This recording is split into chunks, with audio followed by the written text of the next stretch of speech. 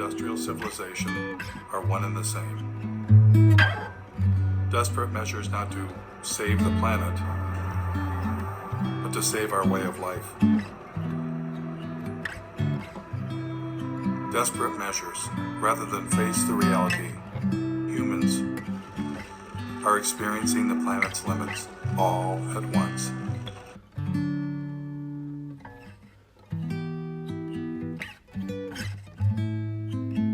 Every different perspective I look at and imagine, well, we could do more of this or go to a larger area or use more of that. Well, it turns out there isn't more.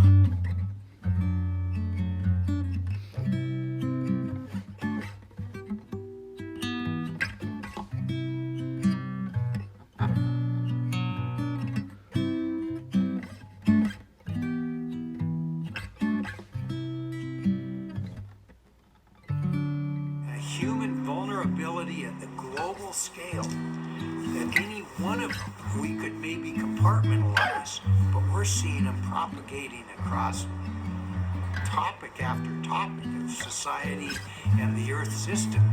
And I don't think the people in charge are near nervous enough.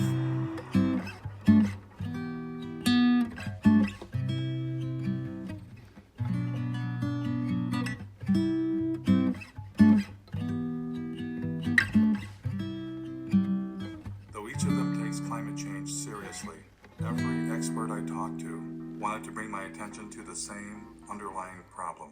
There are too many human beings using too much too fast. As a global community, we really have got to start dealing with the issue of population. Population growth continues to be not the elephant, the herd of elephants in the room. Can a single species that's come to dominate an entire planet Be smart enough to voluntarily limit its own presence.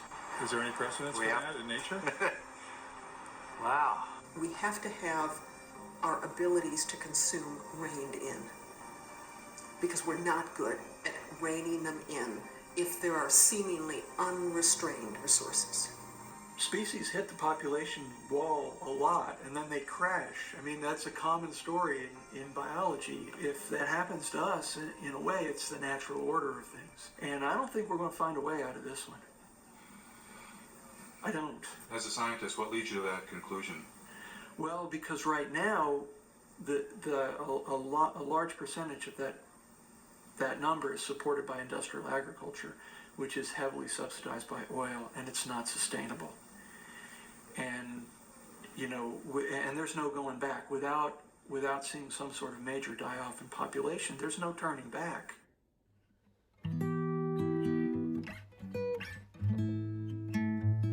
What's the thing that nobody ever asked you that you wanted? Nobody's ever asked me if I'm scared. Yeah. And I am. I actually am scared. I lose sleep over all of this.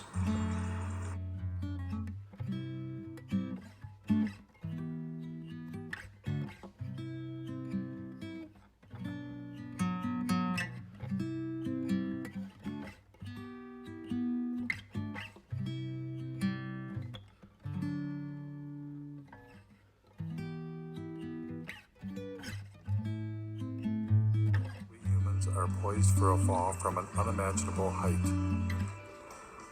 Not because of one thing, not climate change alone, but all the human-caused changes the planet is suffering from.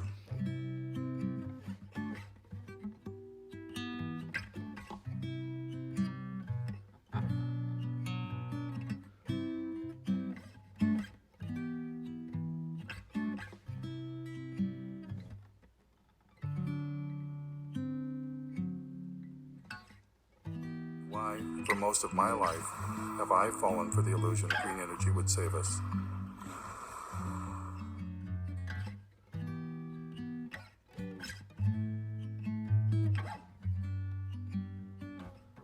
Clearly, to answer this question, I needed professional help. I'll just be honest with you about my dilemma. You can be my, clinical social psycho. It's like the right has religion, and they have a belief in infinite fossil fuels. Our side says, oh, it's going to be okay. We're going to have solar panels. We're going to have wind towers. As soon as I heard you talk about our denial of death, I'm like, could that be it? Could it be that we can't face our own mortality? Could we have a religion that we're unaware of? Absolutely. I think you've hit the proverbial nail on the head. What just differentiates people from all other forms of life is that, we're not only here, but that we know that we're here. If you know that you're here, then you recognize even dimly that you'll not be here someday. And on top of that, we don't like that we're animals. So we don't like that we're going to die someday. We don't like that you can walk outside and get hit by a fucking meteor. What human beings did back in yesteryear is to envelop ourselves in culturally constructed belief systems. Call them cultures, call them worldviews, schemes of things, whatever you call them. Every human community has them. Every culture has an account of the origin of the universe. Every culture has a prescription for how you're supposed to behave while you're here. And every culture offers its denizens hope of immortality, either literally or symbolically. Then the question is, well, what happens when you bump into people who don't share those beliefs? Whether you know it or not, whether you like it or not, that's undermining the confidence with which you subscribe to your own views and exposing you to the very anxiety that those beliefs were constructed to eradicate in the first place. If we're to make progress, whatever that word means, or even to persist as a form of life, we're going to need to radically overhaul our basic conception of who and what we are and what it is that we value.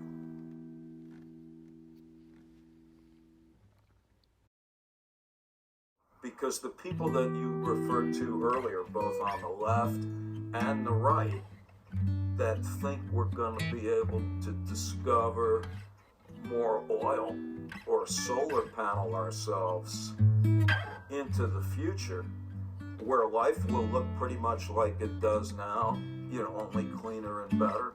Either with more oil or greener Correct. or both. I think that's just frankly delusional.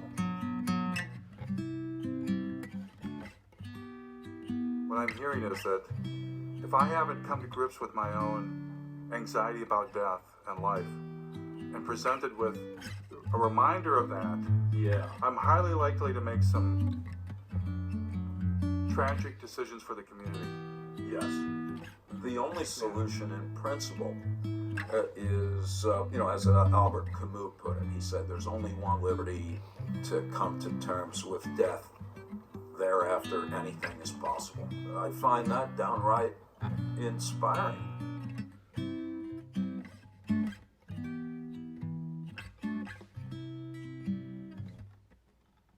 As for our environmental leaders who dwelled in comfortable illusions, how tragic of decisions were they capable of making? I was about to find out. I found only one environmental leader willing to reject biomass and biofuels. So we are talking of the old oil economy trying to maintain itself now from another raw material, the green planet. The only reason corn and soya is being planted for biofuel in this country is the subsidies make it profitable. I think the big crisis of our times is our minds have been manipulated to give power to illusions. We shifted to measuring growth, not in terms of how life is enriched, but in terms of how life is destroyed. Her honesty was refreshing.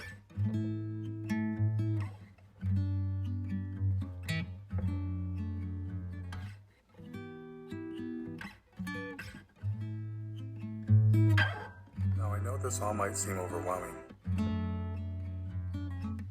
It's the kind of thing that we normally don't try and think about. But by not thinking about it, it stands a good chance of doing us in. I truly believe that the path to change comes from awareness. That awareness alone can begin to create the transformation.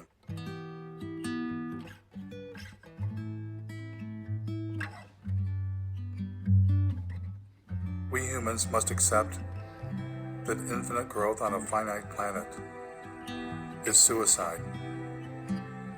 We must accept that our human presence is already far beyond sustainability and all that that implies. We must take control of our environmental movement and our future. Less must be the new more. And instead of climate change, we must at long last accept it's us. It's not one thing, but everything. If we get ourselves under control, all things are possible.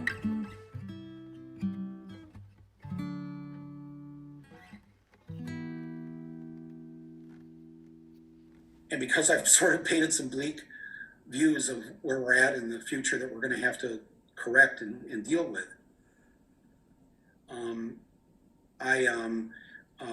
I'd like to leave. I'd like to try this just a cappella. I don't have a band. This is an exclusive. Take us out, Mike. It's a song called Why Shouldn't We? And it talks about we believe in things that we can't see. We believe in things that used to be. We believe in things that we're told can't be.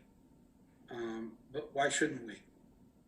And the chorus that closes the song goes like this. Come on, darling, let your spirits rise. Come on, children, open up your eyes. God is all around, Buddha's at the gate. Allah hears our prayers, it's not too late. Why shouldn't we?